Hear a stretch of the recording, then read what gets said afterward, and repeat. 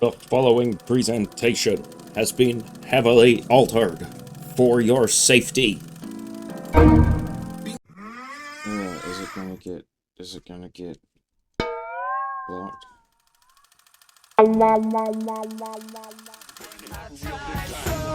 Let's see. I just kept this one. It was a bung up, but it was wrong. I saved it for the details.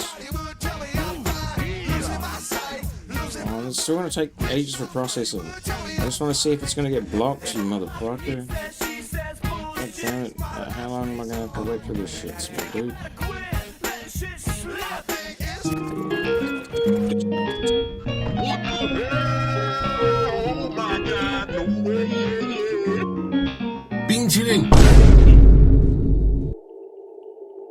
Blocked, fucking cunt.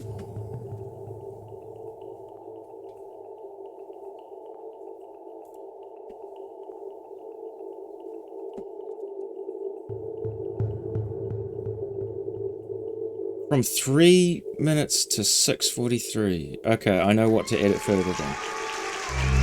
Fucking... You goddamn bastard. Almost got you. Almost got you, you fucking slop shoe. Because otherwise, it got completely blocked. For your community safety. I had been. I thought I'd been recording for like 7 minutes. I wasn't. I was performing to announce performance in Owen, man. Look, That's alright, this will confuse the content away. I was entitled to have a bit of fun with my ancestry because, of course, as it turns out, I'm Scottish. And I think that I knew that I was Scottish because when I was growing up, I thought I was English, remember? When I was growing up, I'd go to school, about 12, 13 years old, and people would go, oh, did you see this sport last night, Stu?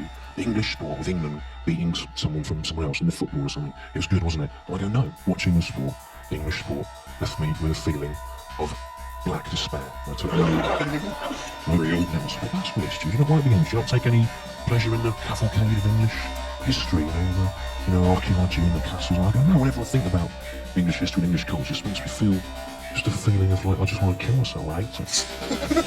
What the English language do? The tongue of Shelley, Shakespeare, Chaucer. No pride, no residual pride in the English language. And I Take no residual pride in your English language.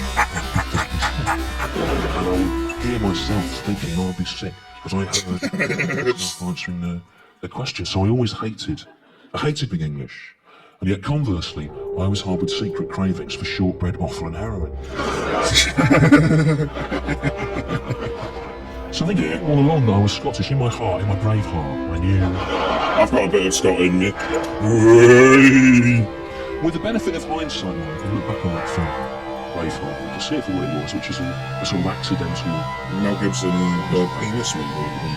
in the drive for Scottish independence. SNP guys used to be handing leaflets outside. It helped kind of crystallise a national myth. Of course, it is in fact one of the worst films ever made. I think it was directed by Mel Gibson. Yeah, there you go. Legendary bigot and international judger of Russian women's breasts. Yeah, Twinkle Tits, right. That was him, wasn't it? And there's so many historical inaccuracies in that film. It's a shame, really, because it meant a lot to the Scottish people. But there's things wrong with it. For example, in Braveheart, they make out that Braveheart, William Wallace, the Scottish national hero, was a kind of ordinary kind of bloke, savage kind of guy living in a mud hut. He wasn't. He was a wealthy nobleman.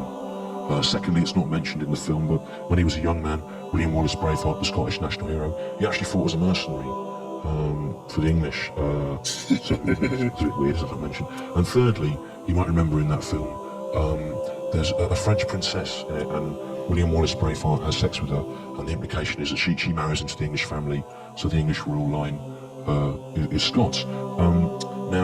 That French princess, she did exist, she was real. But at the time of William Wallace Braveheart, the Scottish national hero's death, she was only 4 years old. Now, I'm not saying that William Wallace Braveheart, the Scottish national hero, didn't actually. But if he did, then it would have been a very different, much less romantic scene than the one enacted in the film Braveheart, because that would have made.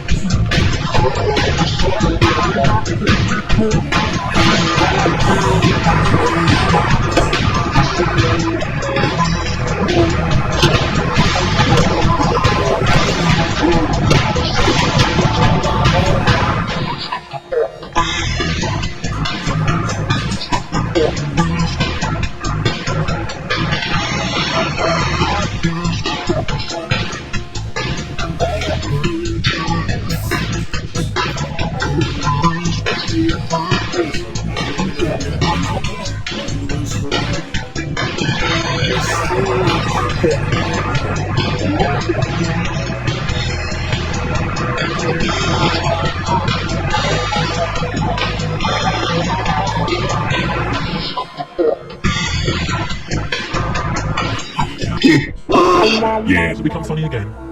Yeah.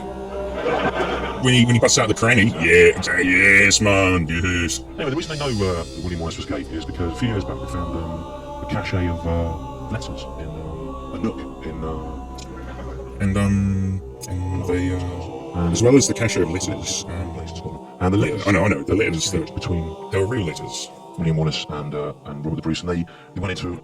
Yeah, and actually, What they have found now since William Wallace and Robert the Bruce is they found in there, it was quite an ornate like ritualistic burial they've since found since this recording, where it was William Wallace, esteemed William Wallace and Bruce Banner, whatever his name was.